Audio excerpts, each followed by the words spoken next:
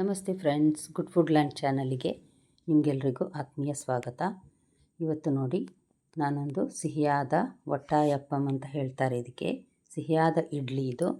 ತುಂಬ ರುಚಿಯಾಗಿರ್ತದೆ. ಅಷ್ಟೇ ಅಲ್ಲ, ಮಾಡಲಿಕ್ಕೆ ಸಹ ತುಂಬ ಸುಲಭ. ಇದನ್ನು ಖಂಡಿತ ನೀವು ಸಹ ಒಮ್ಮೆ ಟ್ರೈ ಮಾಡಿ ನೋಡಬೇಕು. ಅಷ್ಟೊಂದು ರುಚಿಯಾಗಿದೆ ಮತ್ತು ಸಾಫ್ಟಾಗಿದೆ ತುಂಬ. ಸರಿ, ಹಾಗಾದರೆ ಹೇಗೆ ಮಾಡೋದೆಂದು ನೋಡುವ. ನೋಡಿ, 2 ಲೋಟದಷ್ಟು ನಾನಿಲ್ಲಿ ಬೆಳ್ತಿಗೆ ಅಕ್ಕಿಯನ್ನು ತೆಗೆದುಕೊಂಡಿದ್ದೇನೆ. ಯಾವುದೇ ಬೆಳ್ತಿಗೆ ಅಕ್ಕಿ ಸಹ ಆಗ್ತದೆ, ರೇಷನ್ ಇದು ಸಹ ಆಗ್ತದೆ. ನೋಡಿ, ಇದನ್ನೊಂದು ಚೆನ್ನಾಗಿ ತೊಳೆದೊಂದು 4 ಗಂಟೆ ನೆನೆ ಹಾಕಿಟ್ಟಿದ್ದೇನೆ ನಾನು. ಈಗ ಇದನ್ನು ನಾನು ಮಿಕ್ಸಿ ಜಾರಿಗೆ ಹಾಕ್ತಾಯಿದ್ದೇನೆ. ಒಂದು ಲೋಟದಷ್ಟು ಅಕ್ಕಿಯನ್ನು ಈಗ ಮೊದಲು ಹಾಕಿ ನುಣ್ಣಗೆ ರುಬ್ಬಿ ತೆಗಿತೇನೆ ನಾನು ಇದನ್ನು. 1/4 ಲೋಟದಷ್ಟು ನೀರು ಹಾಕಿದರೆ ಸಾಕು. ತುಂಬ ನೀರು ಸಹ ಆಗಬಾರ್ದು ಇದು, ಅದಕ್ಕೋಸ್ಕರ. ನೋಡಿ, 1/4 ಲೋಟ ನೀರು ಹಾಕಿದ್ದೇನೆ ನಾನು. ಇದನ್ನು ನುಣ್ಣಗೆ ರುಬ್ಬಿ ತಂದಿದ್ದೇನೆ ನೋಡಿ. ಇದನ್ನೀಗ ನಾನು ಫರ್ಮೆಂಟ್ ಆಗಲಿಕ್ಕೆ ಇಡುವಂಥ ಒಂದು ದೊಡ್ಡ ಪಾತ್ರೆಯಲ್ಲಿ ಹಾಕ್ತಾಯಿದ್ದೇನೆ. ಈಗ ಉಳಿದ ಅಕ್ಕಿಯನ್ನು ಸಹ ಇದೇ ರೀತಿ 1/4 ಲೋಟ ನೀರು ಹಾಕಿ ನುಣ್ಣಗೆ ರುಬ್ಬಿ ತಂದಿದ್ದೇನೆ ನೋಡಿ. ಈಗ ಇನ್ನು ಉಳಿದ ಏನೇನು ಸಾಮಗ್ರಿ ಇದೆ ಅದನ್ನು ನೋಡುವ. ನಾನಿಲ್ಲಿ ಈಗ ರುಬ್ಬಿದ ಅಕ್ಕಿಯ ಹಿಟ್ಟನ್ನು 4 ಟೇಬಲ್ ಸ್ಪೂನ್ನಷ್ಟನ್ನು ಒಂದು ಬಾಣಲೆಗೆ ಹಾಕ್ತಾಯಿದ್ದೇನೆ. ಇದನ್ನು ನಾವೀಗ ಮಣ್ಣಿ ರೀತಿ ಮಾಡಿ ಮತ್ತು ಹಿಟ್ಟಿಗೆ ಬೆರೆಸಲಿಕ್ಕಿದೆ. 4 ಟೇಬಲ್ ಸ್ಪೂನ್ ಹಿಟ್ಟಿಗೆ 1/4 ಲೋಟದಷ್ಟು ನೀರನ್ನು ಹಾಕ್ತಾಯಿದ್ದೇನೆ. ಹಾಕಿದ ನಂತರ ಇದನ್ನು ನಾವು ಮೆಲ್ಲ ಉರಿಯಲ್ಲಿ ಕೈ ಬಿಡದೆ ತಿರುಗಿಸ್ತಾ ಇರಬೇಕು. ಇದು ಹಸಿ ವಾಸನೆ ಹೋಗಿ ಚೆನ್ನಾಗಿ ಬೆಂದು ಸ್ವಲ್ಪ ದಪ್ಪ ಆಗಬೇಕು. ಅಷ್ಟರವರೆಗೆ ನಾವು ಇದನ್ನು ಕುದಿಸಬೇಕು. ನೋಡಿ, ಈ ರೀತಿ ಕೈ ಬಿಡದೆ ತಿರುಗಿಸ್ತಾ ಇರಬೇಕು, ಇಲ್ಲಾಂದರೆ ಅಲ್ಲಲ್ಲಿ ಗಟ್ಟಿ ಆಗ್ತದೆ. ಅದಕ್ಕೋಸ್ಕರ ಇದು ನೋಡಿ, ಈಗ ಗಟ್ಟಿ ಆಗ್ತಾ ಬರ್ತಾ ಉಂಟು. ಸ್ವಲ್ಪ ಗಟ್ಟಿ ಆದರೆ ಇನ್ನೂ ಸಾಕು. ನಂತರ ಇದನ್ನು ನಾನೀಗ ತೆಗೆದು ಒಂದು ಪ್ಲೇಟಿಗೆ ತಣ್ಣಗಾಗಲಿಕ್ಕೆ ಅಂತ ಹಾಕಿಡ್ತೇನೆ. ಸ್ವಲ್ಪ ತಣ್ಣಗಾದ ನಂತರವೇ ನಾವು ಇದನ್ನು ಬೇರೆ ಸಾಮಗ್ರಿಯ ಜೊತೆ ಮಿಕ್ಸಿಗೆ ಹಾಕಿ ಗ್ರೈಂಡ್ ಮಾಡಲಿಕ್ಕಿದೆ. ಈಗ ನೋಡಿ, ಇಲ್ಲಿ 4 ಟೇಬಲ್ ಸ್ಪೂನ್ನಷ್ಟು ನಾನಿಲ್ಲಿ ತೆಳು ಅವಲಕ್ಕಿಯನ್ನು ತೆಗೆದುಕೊಂಡಿದ್ದೇನೆ. ಇದನ್ನು ತೊಳೆದು ಒಂದು 10 ನಿಮಿಷ ಅಥವಾ ಒಂದು 5 ನಿಮಿಷ ಆದರೂ ನೆನೆ ಹಾಕಬೇಕು. ಇದನ್ನೀಗ ನಾನು ಎಲ್ಲವನ್ನು ಮಿಕ್ಸಿ ಜಾರಿಗೆ ಹಾಕ್ತೇನೆ.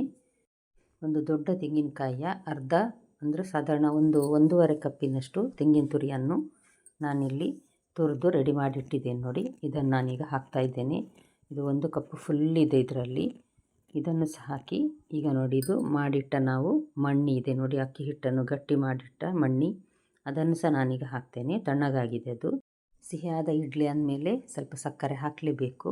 ನಾನಿಲ್ಲಿ ಒಂದು ಅರ್ಧ ಕಪ್ಪಿನಷ್ಟು ಸಕ್ಕರೆಯನ್ನು ಹಾಕ್ತಾಯಿದ್ದೇನೆ.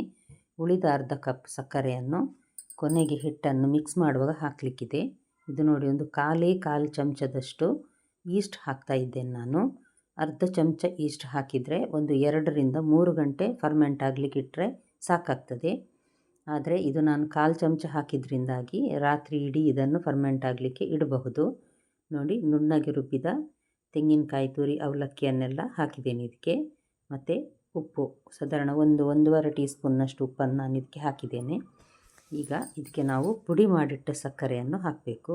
ಕೊನೆಗೆ ಹಾಕಿ ಚೆನ್ನಾಗಿ ಮಿಕ್ಸ್ ಮಾಡಬೇಕು. ದೋಸೆ ಹಿಟ್ಟನ್ನು ನಾವು ಯಾವ ರೀತಿ ಮಿಕ್ಸ್ ಮಾಡ್ತೇವೆ ನೋಡಿ, ಆ ರೀತಿ ಚೆನ್ನಾಗಿ ಮಿಕ್ಸ್ ಆದ್ರೇ ಒಳ್ಳೆ ಫರ್ಮೆಂಟ್ ಆಗಿ ಬರ್ತದೆ. ಈಸ್ಟ್ ಹಾಕಿರೋದ್ರಿಂದ ಸ್ವಲ್ಪ ಇನ್ನಷ್ಟು ಸಾಫ್ಟೇ ಆಗ್ತದೆ. ನಾನು ಯಾವಾಗಲೂ ಈಸ್ಟ್ ಬಳಸೋದಿಲ್ಲ, ತುಂಬ ಕಡಿಮೆ, ಅಪರೂಪಕ್ಕೊಂದು ಸಲ ಈ ರೀತಿ ಏನಾದರೂ ಮಾಡಲಿಕ್ಕಿದ್ರೆ ಹಾಕ್ತೇನೆ. ಇದನ್ನೀಗ ನಾನು ಮರುದಿನ ಫರ್ಮೆಂಟ್ ಆಗಲಿಕ್ಕಂತ ಇಡ್ತೇನೆ. ತೆಳುವಾಗಿ ಇಡಬೇಕು ಹಿಟ್ಟು, ತುಂಬ ದಪ್ಪ ಸಹ ಇರಬಾರ್ದು.